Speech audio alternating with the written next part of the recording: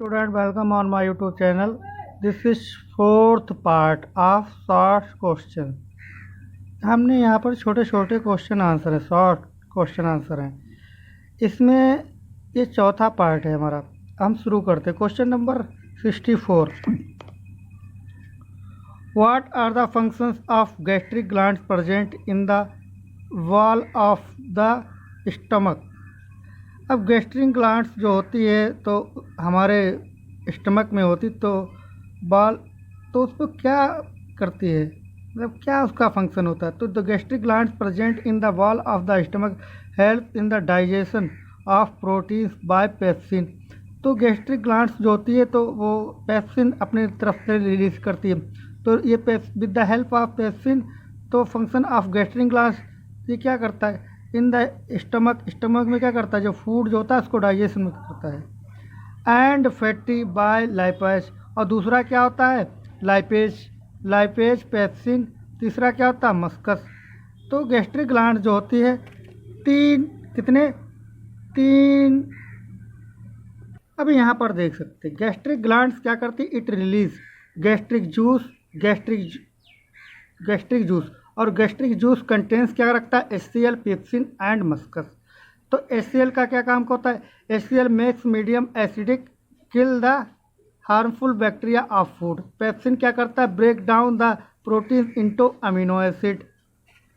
मस्कस क्या करता है, protect inner lining of stomach. अगर यह मस्कस ना हो तो क्या स्टमक को बर्न कर सकता है, जला सकता है, नुकसान अल्सर और ईट्स हो सकता। मतलब एक बार और समझ लेते हैं।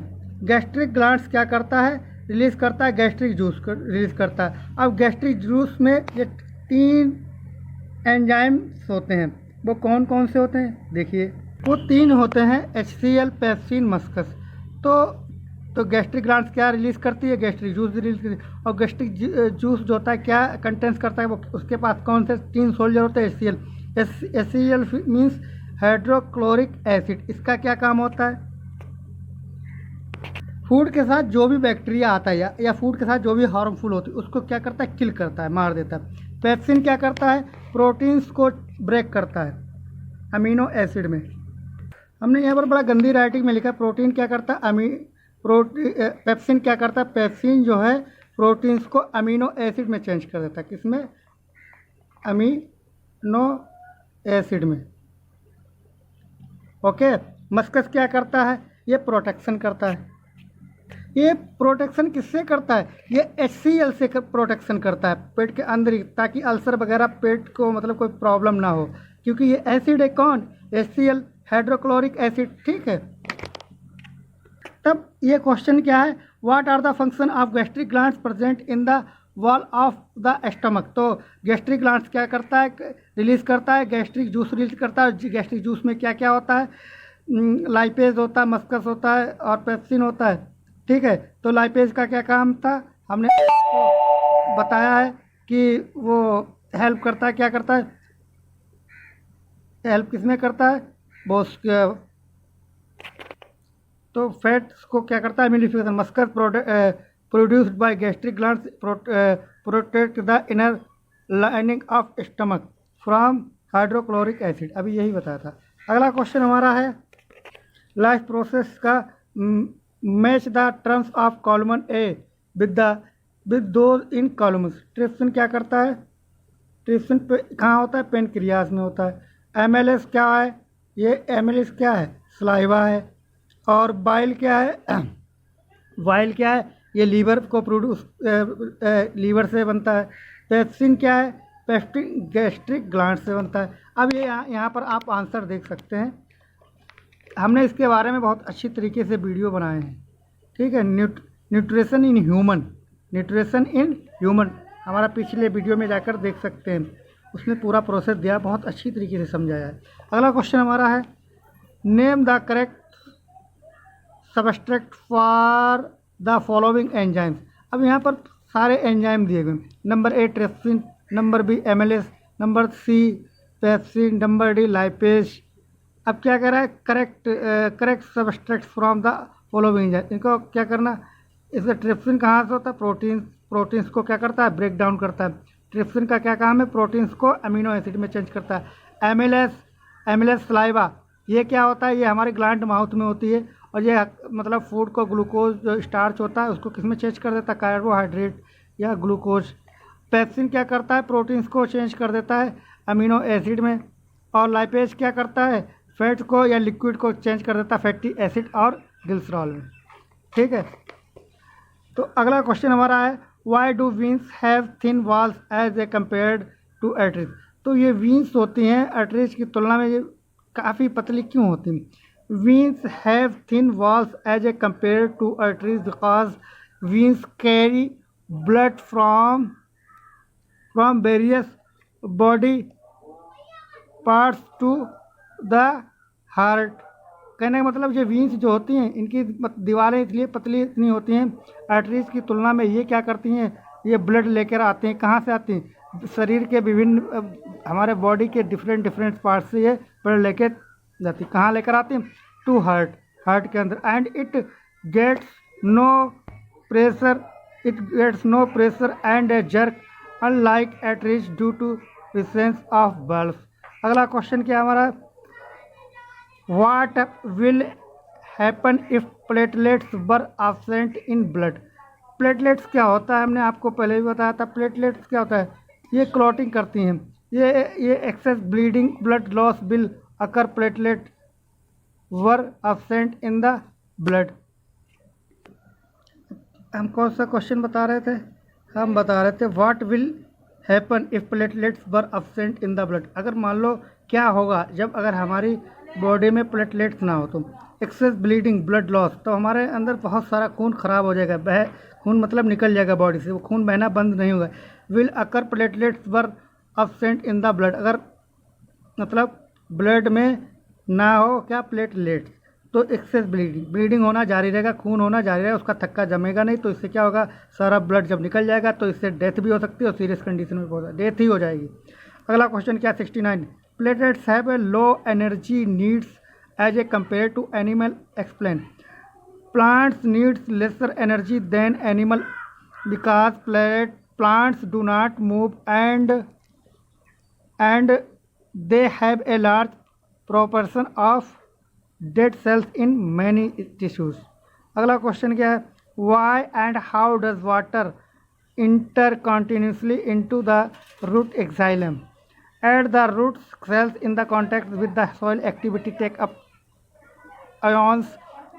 This creates a difference in the concentration of these ions between the root and the soil. Therefore water enters into the root from the soil steadily upward. Next question is our why is transportation important for plants?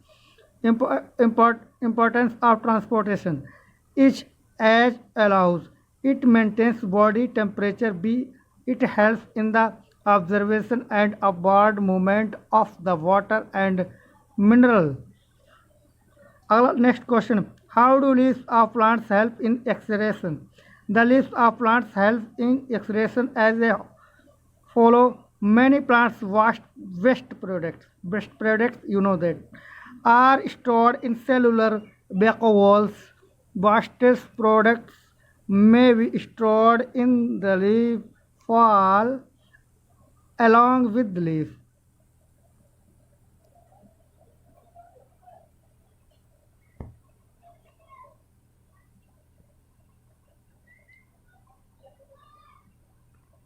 Okay. हमारा long type का question answer है explain the process of nutrition in amoeba. The mechanism of nutrition in amoeba can be understood as follows. Number 1, amoeba takes in food using temporary finger like a expression of cell a surface pseudopodia. समझ में आ रहा है आपके, दिख रहा है तो क्या पढ़ें, पिस्यूडोफोडिया। नेक्स्ट हमारा पॉइंट है the cell surface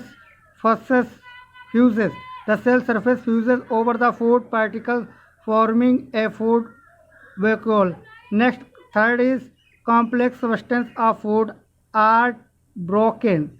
Complex substance of food are broken in simpler ones, which then diffuses into the cytoplasm. Next is the remaining indigested material moved to the surface of the cell and the throughout.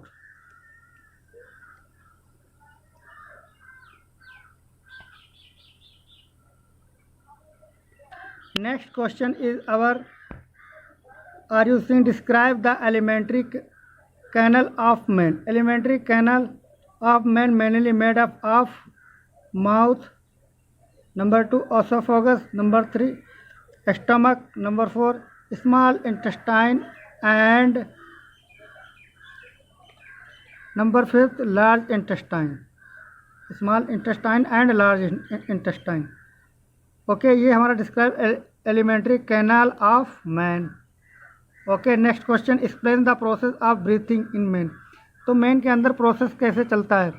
During the breathing in man, जब आदमी सांस लेता है तो breathing कहते हैं. Intake of air, it lift human ribs and flatten the diaphragm as a result the chest cavity becomes larger. It is called inhalation. During expansion the diaphragm contracts and the chest cavity becomes smaller. अब आप देख सकते हो थोड़ा पास में आके. Okay, next question, explain the importance of soil for plant growth. अब हम इम्पोर्टेंस किसकी, फॉर सॉइल. सॉइल क्या होती है, मिट्टी होती है. प्लांट्स के लिए सॉइल क्यों important. Soil plays vital role in vital role soil plays vital role in plants growth as a follows. First is the soil is the nearest and the richest source of a raw materials like nitrogen, phosphates and other minerals. Second is the soil has capillary water chested, which is only observed by roots of plant. Third is the soil has a microbes that helps in the nitrogen fixation. Fifth is draw the diagram of alimentary canal man and label the following parts: mouth, esophagus, stomach, and intestine. You can see this diagram. Mouth, this salivary gland and pharynx, and this esophagus, and this liver and gallbladder. ये हमारा क्या है, gall bladder. यहाँ पर ये क्या है, ड्यूडोनियम है. और ये क्या हमारा स्टमक है. तो फिर क्या ये पैनक्रियाज हमारा यहाँ पर, ये क्या कोलोन है.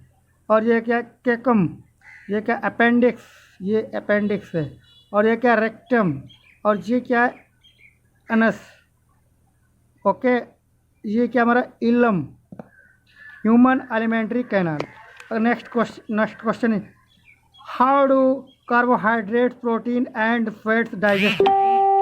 How do carbohydrate, protein and fats get digested in human being. हमारा कहने का मतलब है कि इंसान के अंदर, मनुष्य के अंदर प्रोटीन, कार्बोहाइड्रेट्स, फैट, ये सब कैसे डाइजेस्ट हो जाते हैं. Digestion of different food components in human being occurs in the mouth, stomach and small intestine.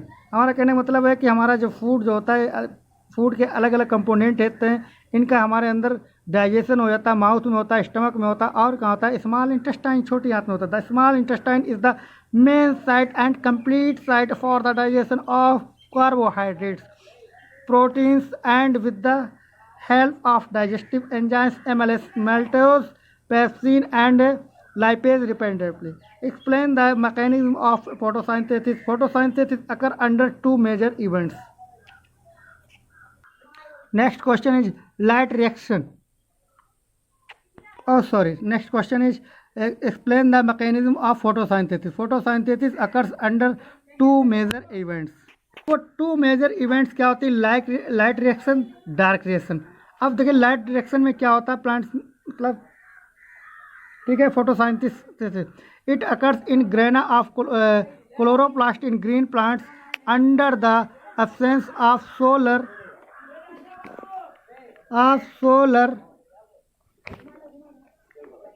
radiation.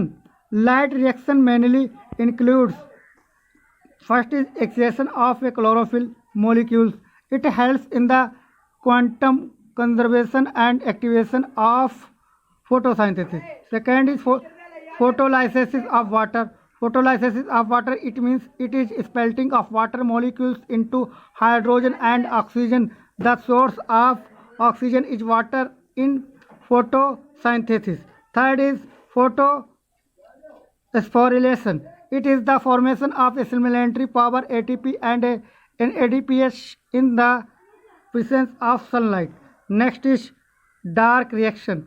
It occurs in stroma of chloroplasts in green plants. It starts after light reaction. It consumes a supplementary power formed during light reaction, includes CO2 reduction for the synthesis of glucose through the Calvin cycle mainly. Thus, photosynthesis can be represented as, you can see, carbon dioxide and hydrogen, 12 molecules of hydrogen, 6 molecules of carbon dioxide during dark reaction. तब क्या होता है, ये process चलता है, glucose and water and oxygen during light reaction. Next question is हम explain the 3 pathway of break down in living organism. Glucose कहाँ जाता है, इन साइटोप्लाज्म में जाता है. साइटोप्लाज्म में जाने के बाद वो पायरुवेट और एनर्जी में चेंज हो जाता है. तो अब ये एनर्जी में चेंज होता है तो फिर क्या होता है, वहाँ पर रिलीज होता है क्या, एथेनॉल इन साइटोप्लाज्म में. अब हम आपको इस तरीके से समझा रहे हैं. अब यहाँ पर देख लीजिए, ये ग्लूकोज है, C6H12 और 6, ये फूड भी इसको कहते हैं. ये कहाँ जाता है, हमारे सेल के साइटोप्लाज्म में जाता है. तब क्या होता है, ये ग्लूकोज कन्वर्ट हो जाता है पायरुवेट और एनर्जी में.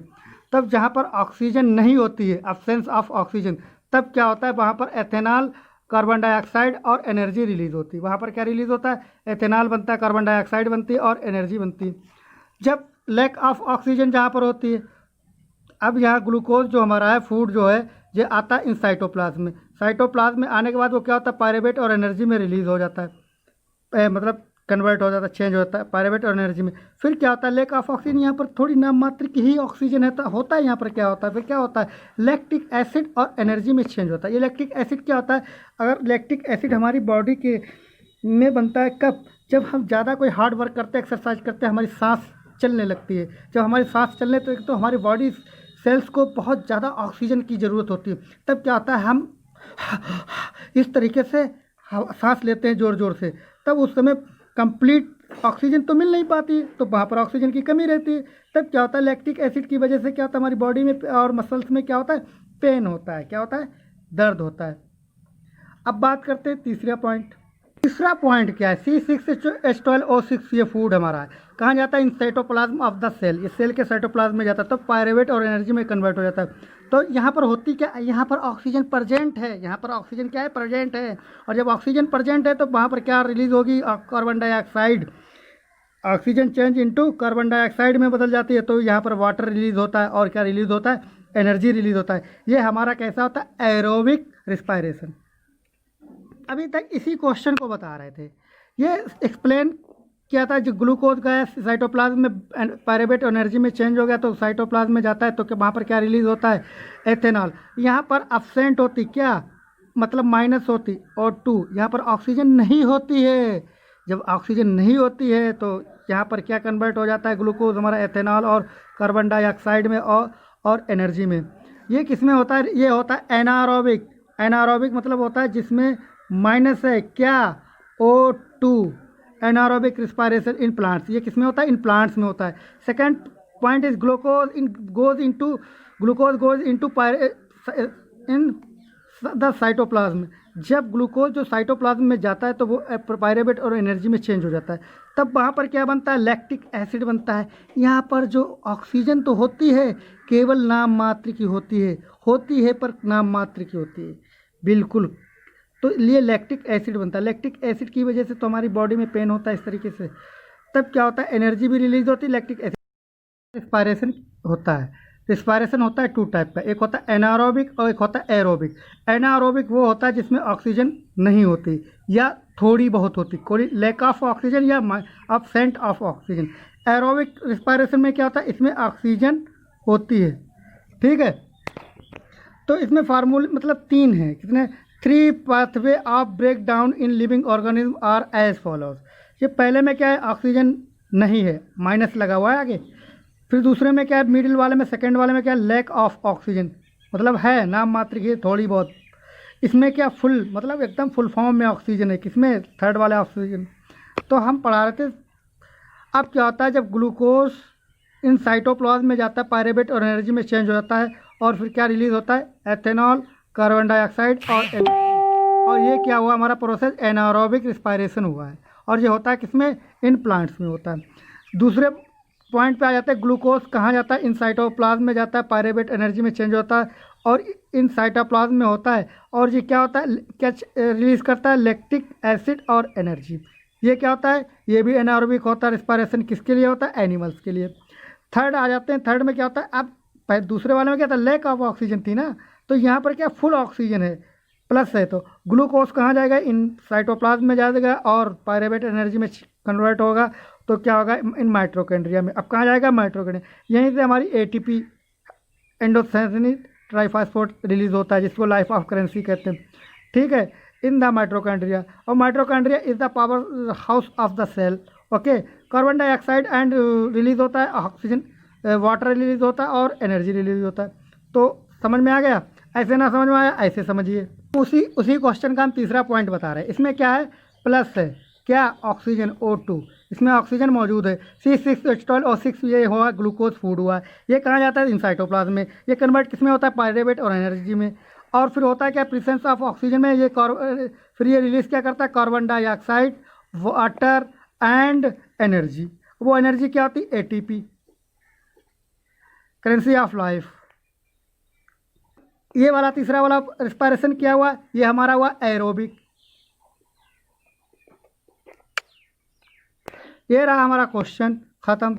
अब अगला क्वेश्चन हमारा है क्या है, describe the flow of blood through the heart of human being. अब हम कह सकते हैं, ये this is our heart. Heart is a muscular organ, it divide in 2 parts, this is right part and this is left part, and upper part of the heart. हमने heart का एक छोटा सा बना लिया। ये अपर पार्ट क्या होता है, ये एट्रियम होता है, ऊपर वाला क्या होता है, एट्रियम होता है, और ये एट्रियम भी 2 पार्ट्स में डिवाइड होती है। तो ये हो गया राइट एट्रियम, ये हो गया लेफ्ट एट्रियम। अब जो नीचे होता है वेंट्रिकल, नीचे वाला, ये इसको वेंट्रिकल भी 2 पार्ट में डिवाइड होता है, right ventricle and left ventricle में। अब देखिए प्रोसेस आगे, deoxygenated blood comes from the body by the vena artery. These are vena cava.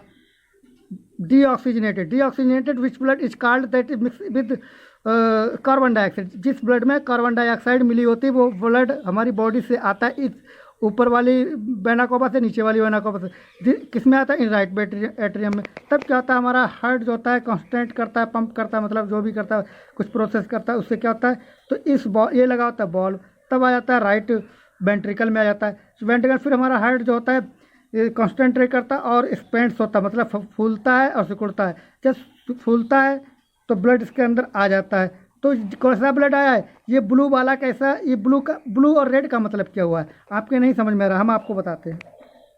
Blue represent करता है डीऑक्सीजनेटेड ब्लड। इसमें क्या होता है CO2, इस वाले ब्लड में क्या होता है जो ब्लू जो एरिया जो होता है रिप्रेजेंट करता है डीऑक्सीजनेटेड ब्लड आता है। इसमें क्या मिली होती, कार्बन डाइऑक्साइड मिली होती, ओके। तब ये डीऑक्सीजनेटेड ब्लड आता है सुपीरियर वेना कावा से भी आता है, इन वेना कावाओं से आता है, कहाँ आता है, राइट एट्रियम में। राइट एट्रियम से जाने के बाद फिर हमारा हार्ट जो होता है क्या करता है, कॉन्सनट्रेट करता है एंड एक्सपेंड्स करता है। तब क्या होता है, ये राइट एट्रियम में जाता है। फिर क्या होता है, ये पुल्मोनरी आर्टरीज के द्वारा निकल जाता है, और फिर ये कहाँ निकल के जाता है, कहाँ निकल के जाता है भैया, वहीं जाता है लंग्स में। कहाँ जाता है, लंग्स में। अब ये रहे हमारे लंग्स, ये क्या है, ये हमारे लंग्स में आता है। किससे आता है, ब्लड वेसल से पुल्मोनरी आता है। अब लंग्स के अंदर आता है हमारा हार्ट, और वहाँ से एक्सचेंज क्या करता है, लंग्स में छोड़ता है। कैसा ब्लड, डीऑक्सीजनेटेड ब्लड। कैसा छोड़ता है, डीऑक्सीजनेटेड ब्लड, और वहाँ से आता कैसे लौट कर वापस चेंज होकर आता है हमारा डीऑक्सीजनेटेड ब्लड। अब इसमें होती है ऑक्सीजन, ओके, वो होती है ऑक्सीजनेटेड। ऑक्सीजनेटेड ब्लड जो होता है पुल्मोनरी वेन से आता है, ये आ रहा है इधर से, और फिर आता है लेफ्ट एट्रियम में। लेफ्ट एट्रियम में आने के बाद क्या होता है, मिट्रल वाल्व से के द्वारा, ये मिट्रल वाल्व होता है, इसके द्वारा फिर किस में आ जाता है, इसमें आ जाता है लेफ्ट वेंट्रिकल में। अब एक बार फिर सुन लीजिए, इधर से ब्लड आया राइट एट्रियम से गया राइट वेंट्रिकल में, राइट वेंट्रिकल से बाहर के निकल गया पुल्मोनरी, और फिर कहाँ गया वो लंग्स में, लंग्स से उधर से फिर कैसा आया ऑक्सीजनेटेड ब्लड, फिर यहाँ से फिर दोबारा इंटर हुआ, किधर से हुआ, इसे डबल ट्रांसपोर्टेशन भी कहते हैं। किससे हुआ, पुल्मोनरी वेन से, गया था पुल्मोनरी आर्टरी से, अंदर आया पुल्मोनरी वेन से, किस में आया, लेफ्ट एट्रियम में। लेफ्ट एट्रियम के बाद में क्या होता है, इन बॉल्व के द्वारा नीचे लेफ्ट वेंट्रिकल में आ जाता है, फिर यहाँ पर पंप सर्च करता है हमारा, पंप होने के बाद एरोटा के जरिए बाहर चला जाता है, फिर कहाँ चला जाता है, हमारे बॉडी के सभी सेल्स तक पहुँच जाता है। कैसा ब्लड जाता है, ऑक्सीजनेटेड ब्लड जाता है ये, जब ये ऑक्सीजन, फिर उधर से फिर ऑक्सीजनेटेड लंग्स में जाता है, फिर लंग्स से फिर कैसा आता है, डीऑक्सीजनेटेड ब्लड आता है, फिर इधर आता है, फिर इधर आता है, फिर इधर आता है, फिर इधर से निकल गया, इधर से निकलने के बाद में फिर अंदर इंटर यहाँ से हुआ, इंटर यहाँ से होने के बाद यही प्रोसेस चलता रहता है 24 hours in our body, okay. हम आपको अकॉर्डिंग टू बुक के हिसाब से बता रहे हैं। अरे ये कमबख्त मैसेज बहुत भेजते हैं। Flow of blood, both oxygen and carbon dioxide have to be transported by the blood, मतलब दोनों ऑक्सीजनेटेड एंड डीऑक्सीजनेटेड, मतलब ऑक्सीजन और कार्बन डाइऑक्साइड दोनों ब्लड के साथ ट्रांसपोर्टेड हो रहे हैं, सफ़र कर रहे हैं, दौड़ रहे हैं। अब भाई हमारी बॉडी के अंदर ब्लड दौड़ा दौड़ा घूम रहा है सब कुछ, और कार्बन डाइऑक्साइड बाहर निकल रही है और ऑक्सीजन अंदर जा रही है। आखिर ऐसा हो क्या रहा है, इन्हें दौड़ा कौन रहा है, आखिर इन्हें कौन दौड़ाता है, जैसे की तरह ये घोड़े की तरह दौड़े दौड़े घूम रहे हैं, इनको दौड़ाता है हमारा हार्ट। कौन दौड़ाता है इन सबको, हमारा हार्ट। इसी को कहते हैं transportation, transported by the blood. अब इनको कौन दौड़ा रहा है, हार्ट, और हार्ट किससे दौड़ा रहा है, ब्लड के जरिए से। हार्ट क्या एक तरीके का चाबुक है, जैसे घोड़ा दौड़ता है उस पर चाबुक चलता है, इसी तरीके से ब्लड पर चाबुक किसका चलता है भाई, हार्ट का चलता है। हार्ट क्या है, ये चाबुक चला रहा है, ब्लड क्या है, घोड़े की तरह दौड़ रहा है, क्या लेकर दौड़ रहा है, ऑक्सीजन एंड कार्बन डाइऑक्साइड, किसके अंदर, हमारी बॉडी के अंदर, और अर्थ को फूड भी लेके दौड़ रहा है। The heart has different chambers to prevent the oxygen rich blood from mixing with the blood containing carbon dioxide. The carbon dioxide rich blood has to reach the lungs for the carbon dioxide to be removed. The oxygenated blood from the lungs has to be brought out back to the heart. This oxygen rich blood it then pumped to the rest of the body. The blood is transported by the step as follow. हमने आपको हिंदी में बहुत अच्छी तरीके से समझा, English में भी अच्छी तरीके से क्या कह रहा है, दोनों ऑक्सीजन और कार्बन डाइऑक्साइड जो भी हैं ट्रांसपोर्टेड हो रहे हैं हमारे ब्लड के द्वारा। इसलिए हार्ट जो होता है डिफरेंट चैम्बर्स होते हैं, हार्ट के कितने होते हैं, 4 चैम्बर्स होते हैं, 4 चैम्बर्स होते हैं, प्रिवेंट ऑक्सीजन रिच, और जो ऑक्सीजन को क्या प्रिवेंट करते, रोकते पहले ब्लड के from mixing with the blood, और कंटेनिंग कार्बन डाइऑक्साइड, जिसमें क्या होता है, कार्बन डाइऑक्साइड होती है। ऐसा ब्लड पहले हमारे हार्ट के अंदर इंटर होता है जिसमें कार्बन डाइऑक्साइड मिली होती है, किससे, राइट एट्रियम के द्वारा, किससे, राइट एट्रियम के द्वारा इंटर होता है। फिर इसके बाद यहाँ और इसमें अलाउ कैसा नहीं होता, ऑक्सीजनेटेड, इसमें ऑक्सीजन नहीं अलाउ होती है। इसमें कौन अलाउ होता है, किसकी बाई एंट्री होती है, इसमें होती है कार्बन डाइऑक्साइड की एंट्री होती है। ये वही बात बता रहा है यहाँ पर, तब mixing with the blood containing carbon dioxide, तो ठीक है। The carbon dioxide rich blood has to reach the lungs for the carbon dioxide to be remove. अब क्या होता है, लंग्स के द्वारा हमारी जो कार्बन डाइऑक्साइड जो होती है हटा दी जाती है, और वहाँ पर कार्बन डाइऑक्साइड वहाँ से गायब, कहाँ, जब लंग्स में हमारा ब्लड पहुँचा, और फिर लंग्स ने क्या किया, कार्बन डाइऑक्साइड से कहा चल तू भाग साइड में हट, तो किसका, ऑक्सीजन से कहा चल ब्लड के साथ तू जा। अब वहाँ से हमारा ऑक्सीजनेटेड ब्लड हो जाता है। तब क्या होता है, ऑक्सीजनेटेड ब्लड होता है फ्रॉम लंग्स से आता होकर वो आता है कहाँ आता है, ब्रेक टू द हार्ट, अब फिर दोबारा हार्ट के अंदर आता है। This oxygen rich blood is then pump to the rest of the body. The blood is transported step by step as follows. ये देखिए राइट एट्रियम है, हम आपको तो बता ही चुके, समझा ही चुके हैं, आप समझ लीजिए खुद, ठीक है, ओके। ये डीऑक्सीजनेटेड राइट एट्रियम में ब्लड आया था, सिंथेसिस हुआ, सर्कुलेशन हुआ, लॉन्ग डिस्टेंस ब्लड फ्लो, तो body part except lungs oxygenated blood, ठीक है। तो फिर क्या हुआ, ऑक्सीजनेटेड ब्लड कहाँ गया, राइट वेंट्रिकल में गया, राइट वेंट्रिकल से कहाँ गया, डेक्सोजनेटेड लंग्स में गया, फिर लंग्स के बाद फिर कहाँ राइट लेफ्ट वेंट्रिकल में ऑक्सीजनेटेड ब्लड आया, ऑक्सीजनेटेड ब्लड कहाँ गया, ये पुल्मोनरी सर्कुलेशन शॉर्ट, ये आपको अपने डायग्राम समझ लेना, ठीक है। मुझे पता है अच्छी तरीके से, आपको भी समझ गया, थोड़ा वर्क आपके लिए भी तो छोड़ दें। Okay dear my students, you can see, आपको एकदम क्लियर स्क्रीनशॉट ले लीजिए। अब हमारा अगला क्वेश्चन क्या है, describe the process of urine formation in kidneys. अब हमारी बॉडी के अंदर जो यूरिन का क्या काम है, describe the process of urine formation in kidneys. Urine formation includes glomerular filtration, selective reservation and tubular secretion as follows. Number 1, glomerular filtration, ultrafiltration, the filtration of blood which is carried out by the glomerulus is called glomerular filtration. The glomerulus capillaries blood pressure causes filtration of blood. The glomerular capillaries are narrower than that of afferent renal arterioles, so the blood pressure is the glomerular capillaries because very high, so that there is a continuous process of filtration under the pressure called as ultrafiltration. The amount of the filtrate formed by both the kidneys per minute is called as a glomerular filtration, CFR. Second is tubular respiration.